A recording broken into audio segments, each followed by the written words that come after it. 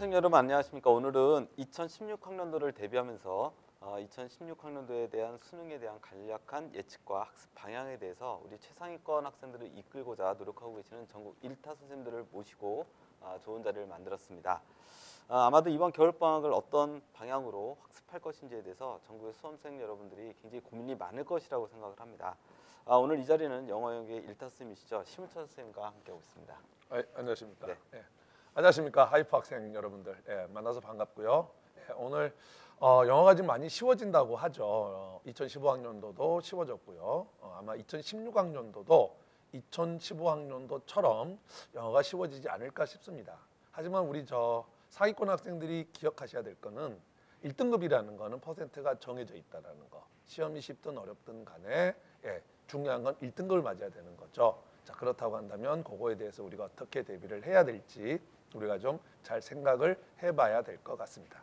네, 2015학년도 영어 영역은 아주 매우 쉽게 출제됐다 이렇게 학생들은 분석을 하고 있어요.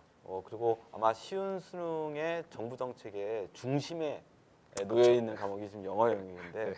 2015학년도 수능 출제 경향에 대해서 좀 간략하게 한번 좀 평가를 한번 해보시죠.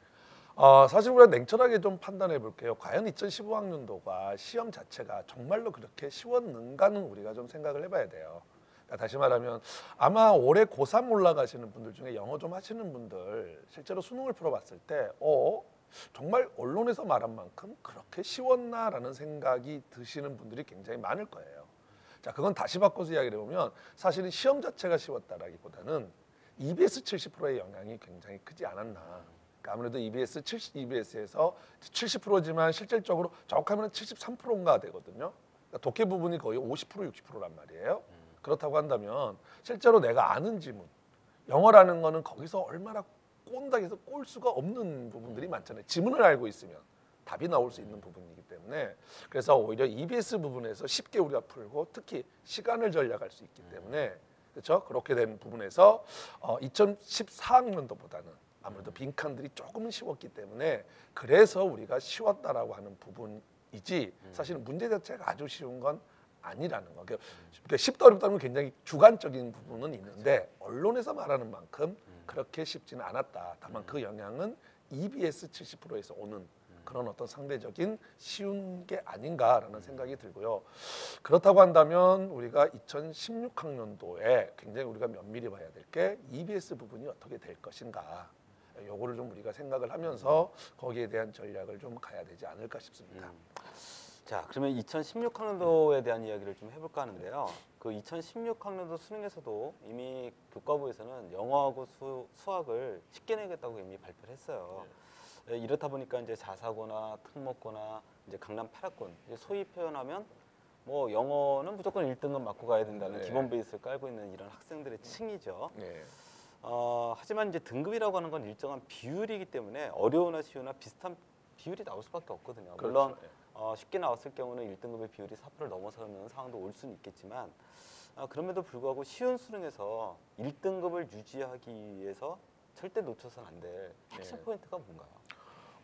우리가 만약에 1등급, 그러니까 1등급이냐 2등급이냐를 가른다고 했을 때 사실 어떻게 보면 그 유형들이 정해져 있잖아요. 영어는 어떻게 보면 유형에서 이미 난이도가 정해져 있거든요. 그러면 뭐 우리가 1등급을 반드시 맞아야 된다고 한다면 대개 1등급, 2등급을 가르는 문제는 빈칸 한성 같은 문제들. 그리고 은근히 우리가 EBS 70%가 되면서 사실은 어떻게 보면 2015학년도 문법이 그렇게 아주 쉽지는 않았거든요. 그러니까 빈칸이랄지 문법이랄지 이런 부분에서 결국 확실하게 맞아줘야만 우리가 안정적인 1등급으로 갈 수 있지 않나 하는 생각이 들고요. 이번 같은 경우도 사실은 2점짜리 하나 틀려야 1등급이고 3점짜리를 틀리면 하나 틀려버리면 이게 2등급이 된단 말이에요. 그렇다고 한다면 결코 다시 말하면 쉬운 수능이 절대로 1등급한테는 유리하지 않을 수 있다. 그러니까 실력이 굉장히 뛰어난 친구일수록 사실 어떻게 보면 쉬운 영어가 좋은 것만은 아니거든요. 그렇다고 한다면 시험이 쉽든 어렵든 간에 내가 어떤 문제가 나오더라도 그 어려운 한두 문제 아무리 시험이 쉽다고 해도 사실 어려운 문제는 두세 개가 나오게 돼 있거든요. 그리고 그중에서 정말 어려운 문제는 한두 개가 나오게 돼 있거든요. 그거를 반드시 맞출 수 있는 탄탄한 실력 그거를 갖춰야 되고 또 하나 영어라고 하는 게 물론 영어 실력을 판가름하기도 하지만 최근에 보면 약간 언어적인 것도 있거든요. 그래서 어느 정도의 영어가 1등급 안정적인 1등급이 되는 학생들도 수능 때까지 그 문제풀이 어떤 영어에 대한 감을 놓치지 않는 게 굉장히 그 최상위권 학생들한테는 오히려 중요한 부분이 아닌가 싶어요. 그러니까 실제로 보면 영어를 잘한다고 하는 외고 학생들 중에 은근히 3등급들이 있어요. 맞죠. 예. 그러니까 그 3등급이라는 건 뻔한 거거든요. 그 친구들이 애초에 3등급은 아니었을 거라고요. 근데 어느 정도 안정적인 1등급이 나온 상태에서 뭔가 아무래도 급하니까 다른 과목을 하다 보면 마지막에 그 아까도 말했지만 영어는 외국어거든요. 조금만 안 하면 그 감이라고 하는 것들이 아무래도 떨어지는 부분이 있고 그래서 두세 개 틀려버리면 이게 3등급으로 내려간단 말이에요. 그래서 영어 잘하는 외고 학생들 중에서도 은근히 3등급 많은 게 어떤 그런 요인이거든요. 그래서 최상위권 영어를 반드시 1등급을 맞아야 하는 학생들은 영어에 뭐 엄청난 에너지를 투자하진 않을지라도 탄탄한 실력과 그다음에 꾸준히 마지막까지 감을 잃지 않는 공부가 오히려 굉장히 중요하지 않나 싶습니다. 최근에 제가 그 다양한 설명회를 통해서도 이제 학부모님들에게 많이 하는 얘기 중에 하나가 지금 이제 하셨던 얘기하고 비슷한데 쉬운 수능이 되면 학습 방법보단 더 중요한 게 학습 패턴이다. 그렇죠. 라는 표현을 제가 굉장히 많이 하거든요. 네. 1등급을 목표로 하는 학생들이 절대 놓쳐서는 안 될 영어 학습의 패턴. 어떤 게 있을까요? 그리고 실수를 좀 많이 하는 패턴들이 좀 있을 것 같아요. 학생들이. 일단 그러니까 특히 이제 실수라고 하는 부분, 아까도 말했지만 언어적인 부분들. 그러니까 사실 어떻게 보면 문법을 실수하지는 잘 않거든요. 그쵸. 그냥 문법은 약간 수학 같은 개념들이어서 어떻게 보면 아는 것과 모르는 것들이 조금 일정해지는데 이게 이제 빈칸 같은 거랄지 또는 뭐 빈칸도 그렇고 특히 이제 가장 강한 게 빈칸이죠. 빈칸 같은 거는 잠깐 내가 생각을 잘못해버리면 그리고 이렇게 너무 지엽적인 부분에 들어가 버리면 이게 이제 틀리는 것들이 나오는 거거든요. 최상위권 학생들은.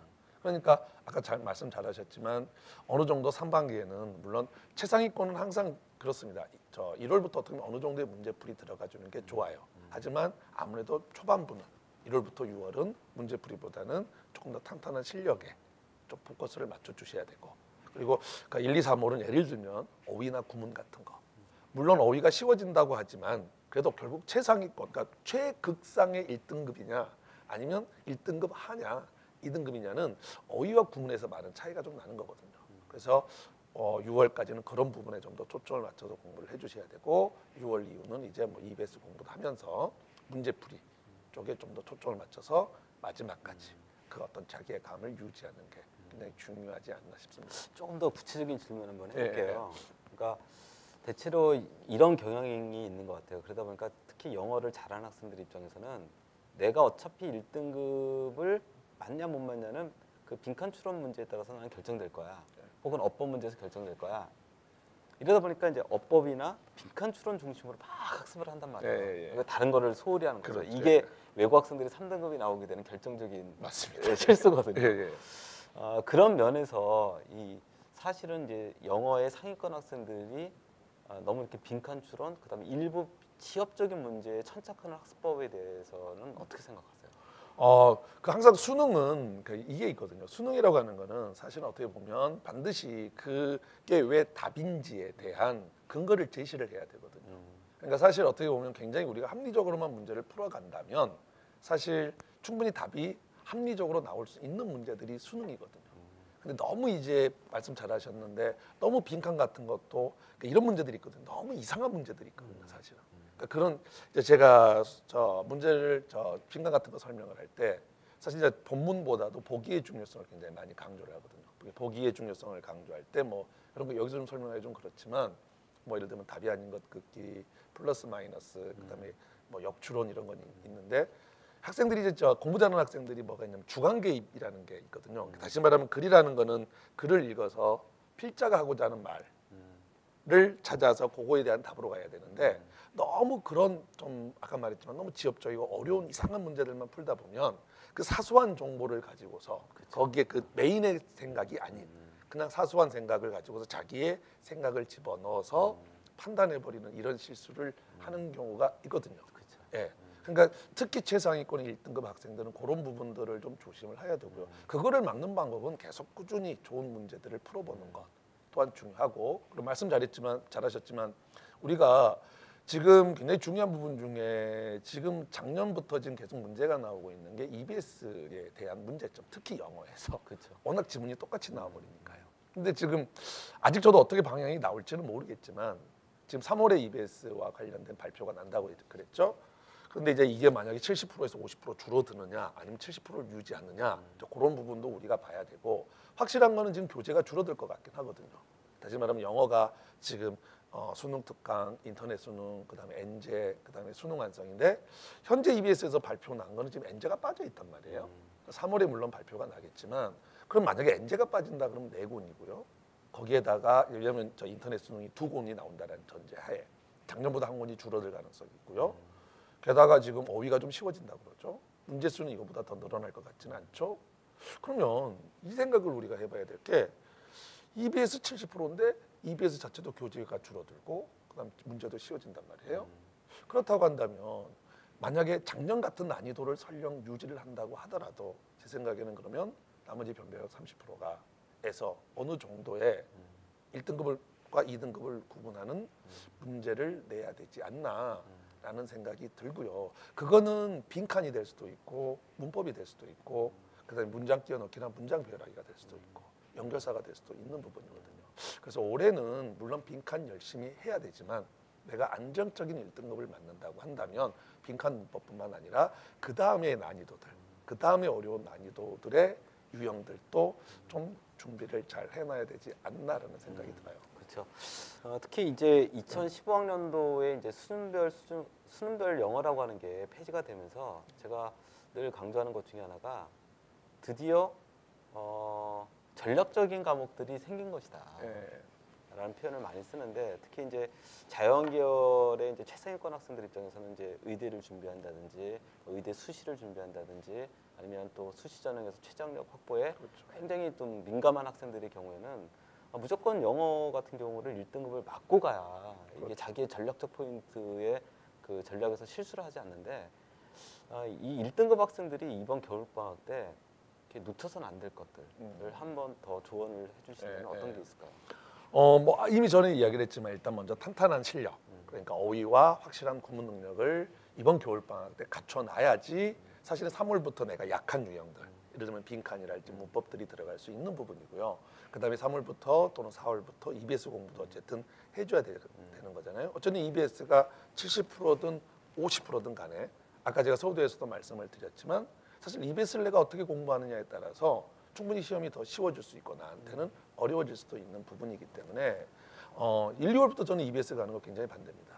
EBS는 사실은 뭐 5, 6월에 충분히 들어가도 충분하거든요.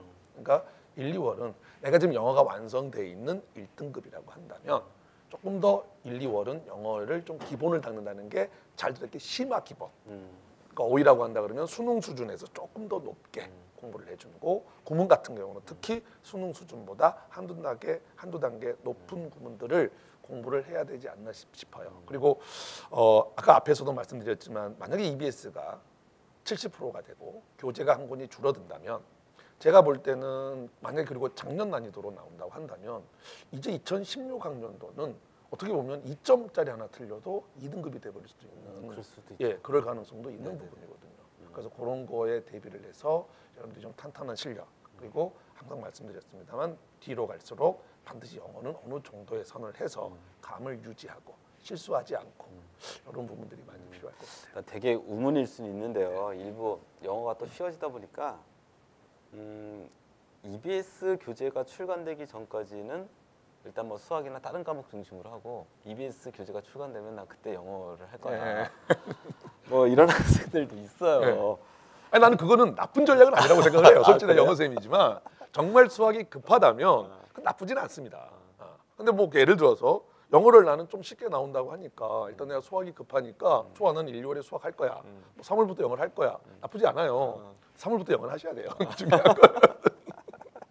근데 사실은 최상위권으로 이렇게 올라가려고 하는 유지하려고 하는 학생들이 사실 그런 태도는 그렇죠. 좋은 태도는 아니죠. 올바른 태도. 사실은 어떻게 보면 최상위권이라는 거는 어느 정도의 안정적인 사실 최상위권이라는 거는 국어도 잘하고 수학도 모든 잘하고 과목 다 영어도 잘하고 이러는 건데 그 학생들이 뭔가 하나에 예를 들어 수학에 올인한다 할지 저는 그거는 좀 아니라는 생각이 듭니다. 어떤 면에서는 또 저는 역설적인 생각들을 좀 가끔 하는데 쉽게 출제된다는 것은 역으로 생각해 보면 짧은 시간 안에 성적을 올리기에 제일 쉬운 과목이다. 그렇죠. 예. 또 EBS의 연계율이 제일 높다는 것도 역설적으로는 영어가 의외로 자기의 전략적 과목이 갑자기 될 수도 있다. 저는 오히려 해석을 그렇게 하거든요. 네. 그러면 2, 3등급에 놓인 학생들에게 네. 1등급을 위한 겨울방학의 학습? 사실은 뭐 딱 2, 3등급 학생의 입장에서는 야, 내가 이제 고지가 저기야. 예. 한두 문제만 더 맞으면 난 1등급 될 수 있어. 이런 목표를 잡는 학생들이 있어서는 쉬운 수능이라고 하는 게 굉장히 또 그렇죠. 반가운 소식일 수 있고. 아 그렇죠. 예. 이런 학생들에게 좀 겨울방학 학습에 대한 조언을 좀 해주신다면 어떤 네. 조언을 해주실까요? 제가 좀 그런 이야기 많이 하거든요. 8등급이 2등급 되는 게 쉽지 2등급이 1등급 되는 것보다는 8등급이 오히려 2등급 되는 게 더 쉽다. 왜냐면 올라가면 올라갈수록 그리고 학생들은 공부 열심히 하는 학생들끼리 치열하게 공부를 하는 부분이니까요. 2, 3등급 학생들은 영어가 안 돼 있는 건 아니고요. 어느 정도 기본이 있으니까 2, 3등급이 나오는 거거든요. 1등급이 안 되는 이유는 뭔가 한두 가지가 1등급 학생보다는 부족하거든요. 그래서 오히려 특히 2, 3등급 학생들은 더욱더 저는 그런 이야기를 합니다. 3월 모의고사는 중요한 게 아니거든요. 사실은 그냥 기분의 문제죠. 그렇죠? 그러니까 제가 등급이 낮을수록 9월 신경 써라. 6월도 신경 쓰지 마라. 이런 이야기를 많이 하거든요. 그러니까 호흡을 길게 가라. 예. 2, 3등급 학생 같은 경우는 물론 6월 신경을 써야죠. 근데 3월까지는 저는 오히려 신경 쓰지 말고 3월 모의고사 신경 쓰지 말고 탄탄한 실력을 그러니까 탄탄한 실력이라는 거는 2, 3등급이 1등급을 가기 위해서는요. 수능 수준을 공부해서는 안 돼요. 수능보다 한두 단계 높게. 그래야지 탄탄한 실력이 쌓여서 어떠한 어려운 문제가 나와도 내가 맞출 수 있는 거죠. 사실 어떻게 보면 아까도 말씀드렸지만 3점짜리를 틀리면 이게 2등급이 되는 시험이라고 한다면 모든 거에서 사실은 약점이 없어야 된다는 소리거든요. 네. 그러니까 그런 부분을 따진다면 2, 3등급 학생들은 두루두루 모든 거에서 잘해야 되기도 하지만 특히 이제 아무래도 1등급이냐 아니냐는 아까도 말했지만 빈칸이랄지 어법에서 판가름이 나는 거기 때문에 아무래도 빈칸들이 훨씬 보면 알겠지만 어휘도 어쨌든 좀 더 어렵고요. 그다음에 문장 구조들도 좀 어렵고요. 그다음에 내용도 어렵고요. 그러니까 조금 1등급이 되기 위해서는 1등급 수준이 여기라 그러면 내가 여기에 맞는 공부를 좀 더 심화 있게 심화 쪽을 좀 더 공부를 하셔야 겨울 방학 때 이게 좀 빨리 땡기셔야 돼요. 그러니까 저도 이제 설명회 나가면 항상 하는 이야기가 2학년 학생들한테 하는 이야기가 수능 영어는 최소한 2학년 때 끝내야 된다라는 이야기를 많이 하거든요. 왜냐하면 이게 오히려 수학은 역설적으로 수학이나 국어는 EBS 영향이 아주 많지는 않잖아요. 그러니까 열심히 하면 돼요. 근데 영어 같은 경우는 어떻게 보면 변별력도 공부를 해야 되고 EBS를 또 무시할 수가 없거든요. 그러니까 어떻게 보면 공부량이 저는 적지 않다고 생각을 해요. 오히려 더 많아지지 않았나. 그래서 그런 걸 생각을 한다면 1, 2월에 좀 탄탄한 실력을 쌓는 그런 공부를 반드시 2, 3등급 학생은 하셔야지 나중에 6월 가서 1등급으로 도약할 수 있는 그런 발판이 됩니다. 일단 해퍼학원 주체니까 우리 예. 재수를 염두에 두는 학생들이 이야기를 좀 안 할 수는 없을 것 같아요. 예. 아무래도 그냥 느낌상으로는 그래요. 그러니까 뭐냐면 재학생의 이번 겨울방학의 학습법과 재수를 염두에 둔 학생들의 영어 학습에 예. 좀 차이가 좀 있을까요? 아무래도 재수생은 한번 그리고 이제 최상위권 학생들은 어쨌든 수능을 한번 끝냈는데 끝낸 것도 그냥 한번 끝낸 게 아니라 어떻게 보면 완벽하게 끝낸 거거든요. 그렇죠. 예. 근데도 불구하고 뭔가가 부족해서 사실 어떻게 보면 재수를 하게 되는 거기 때문에 가장 중요한 건 이 학생들은 되게 자기가 알 것 같아요. 가장 중요한 건 나한테 부족한 게 뭔가. 내가 정말 완벽한 만점을 맞기 위해서 또는 내가 완벽한 1등급을 맞기 위해서 나한테 부족한 게 현재 무엇인지를 정확하게 판단해서 그 부분을 놓치지 않고 그 부분을 공략하는 게 굉장히 중요한 부분 같아요. 네, 역시 그 겸손함인 것 같아요. 학습 태도인 것 같고. 그렇죠. 네, 네, 그렇죠. 예, 정말 중요한 것 같습니다. 네. 오늘은 2016학년도 수능을 대비하면서 심우턴 쌤하고 좀 짧지만 되게 의미 있는 얘기를 좀 많이 해본 것 같습니다. 우리 영어에서 최상위권을 목표로 하는 학생들의 1등급 혹은 뭐 만점을 이끌어내는데 아마 제일 앞장서서 또 많은 지도를 해주실 거라고 믿고 오늘 이 자리 감사합니다. 마무리하도록 하겠습니다. 예. 네, 감사합니다. 감사합니다.